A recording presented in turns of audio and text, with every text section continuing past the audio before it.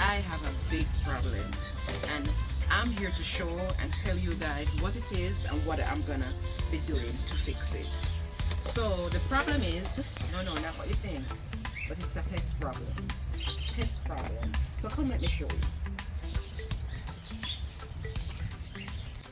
My cabbages are telling me things based on this. You see the holes there, based on that.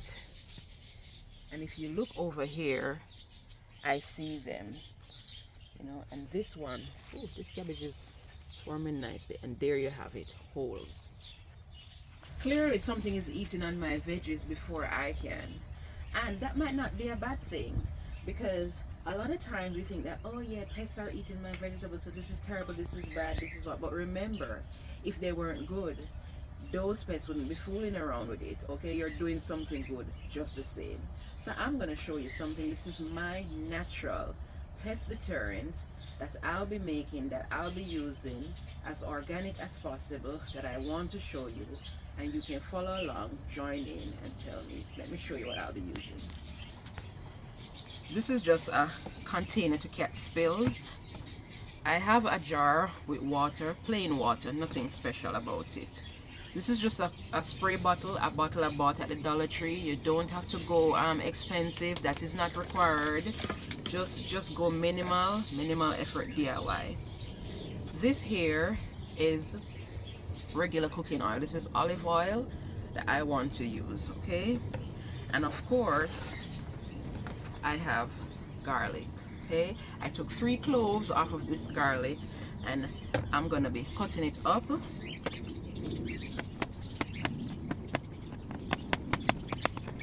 Nothing too fancy, don't kill yourself, okay? And then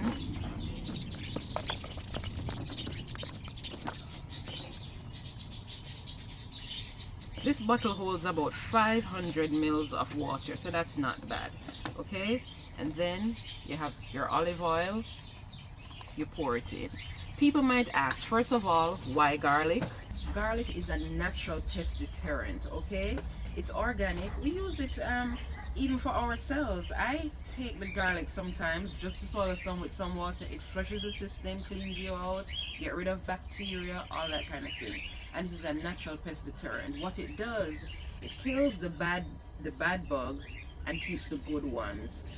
In nature, these plants would have existed normally, however and wherever, and they would have found a way to survive. And in surviving, it means existing with both good and bad, learning how to overcome the bad and existing with the good. And that's what I'm trying to create here.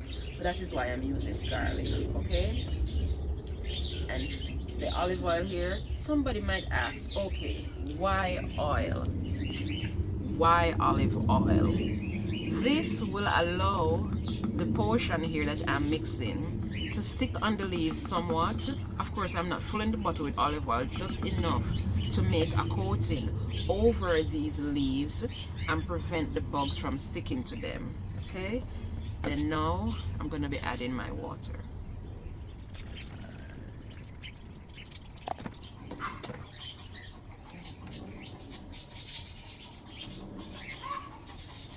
You give the bottle a good shake, okay?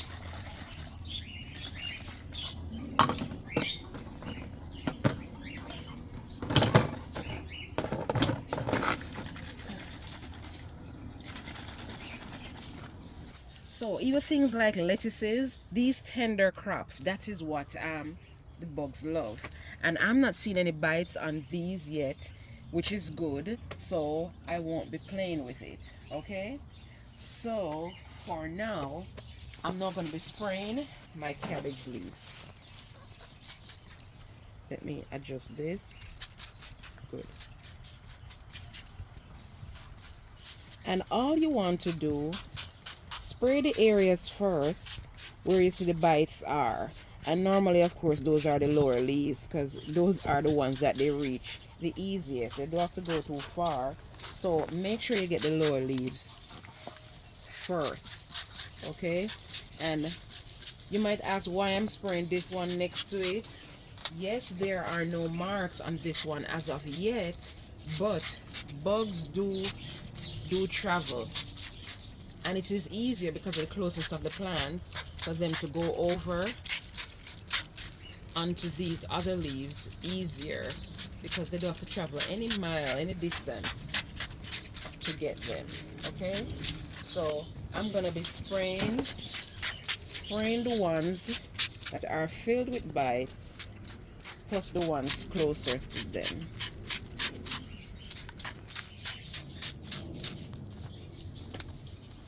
The other thing I want to point out is that this is very cost effective. Okay, how much do you pay for one peg of garlic now? You know, even at its most expensive, it is still not expensive, and all you're taking is 3 cloves from it. To put in a bottle, shake it up, $1.50 at the Dollar Tree, and here you have it. Okay, this is easy to make. I just demonstrated that. You cut it. The hardest part is cutting up. Don't cut yourself, please, with the knife, whatever you use, or you want to crush the garlic. That is it. Okay, and it can be used for multiple plants. I'm gonna show you this natural remedy. You can use it on anything. You have your herbs, you have your regular veggies, and if you have even ornamental plants. I am a plant mom, as they call it, so I have other plants as well, and this is one of my favorites. And just like your vegetables with tender leaves, this is a philodendron, by the way, it has tender leaves, which those pests like. So I spray these as well. Everybody gets their share because this is eco-friendly. It doesn't bother the environment. As a matter of fact, it comes from the environment. That is the other thing too. Everybody's saying, oh, organic, organic. But it can be organic if it is not from the environment, to help the environment, not harm it. So that is what I like with my little remedy here, okay? Garlic, you can't get any better than that. And just so you know, these cover a wide range of pests, whether it be mealybugs, ants, aphids, whiteflies. They all get covered, and they are all dealt with so that the plant can survive. Let me do this other one over here. So that the plant can survive, and you can get beautiful veggies, good food to eat, and of course beautiful plants to look at. You know, I like both of them. So this is my little remedy. Just so you know, we're going to recap. It's a natural pest deterrent, antifungal, non-toxic and safe, organic, eco-friendly, cost-effective, easy to use. One more thing I'm going to tell you. This doesn't have any time limit, like, oh yeah, after 1 week, 2 weeks, it goes bad. That is the problem that I have with some of these pesticides. They have ingredients that are harmful to the environment. There's one specific ingredient as well, because some people might ask, why don't I add soap? Let me tell you my problem with soap. Soap has an ingredient in it: sodium lauryl sulfate. Okay, I have a problem with that, because what that does, they add it to soap, it makes it suddy and nice so you can use it and whatever, but it is not good. It is bad for the good bugs, so you don't want that. So that is why I don't add soap. And my rule of thumb is, just remember, if it has too many words, too many syllables, just don't do it. Don't do it. Don't bother, because it means it is harmful to the environment. So I won't. There's another thing that they like to use. It is called Trilla Malala. You know what? I'm going to put it on the screen, because I don't want YouTube to think that it's a curse word I'm here on this video carrying on with. It is not, but it is very bad. What that does, it stabilizes the pH of these substances so that when you get it, it is all good. They put it in soaps, shampoos, dishwashing liquid, but it is not good. Stay away from them. So the last point I want to make here is, some of these substances that they add, it's for the product only, okay? Meet the distribution needs, meet the shelf life needs, meet the potency needs. Everything is for the product, not you, okay? So if you want to be organic and have things that are organic and primarily focus on being organic, focus on you. And that is one of the main reasons why I stopped even using certain things. Like for my hair, I said it in the last video, I stopped using some of those oils. I make my own oil. So I avoid some of those preservatives that they have in them. Let me show you a reel.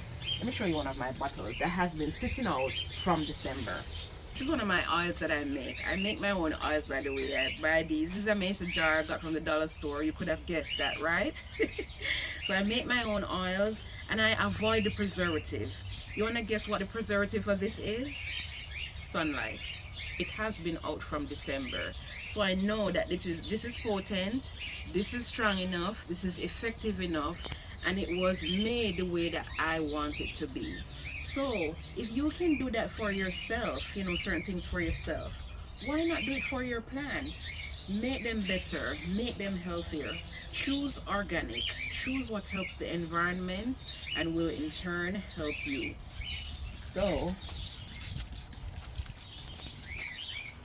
with that being said, freedom gardening it is, you know it. Freedom gardening, fast produce, in raised beds, economic, easy, DIY, organic, minimal effort, minimal space.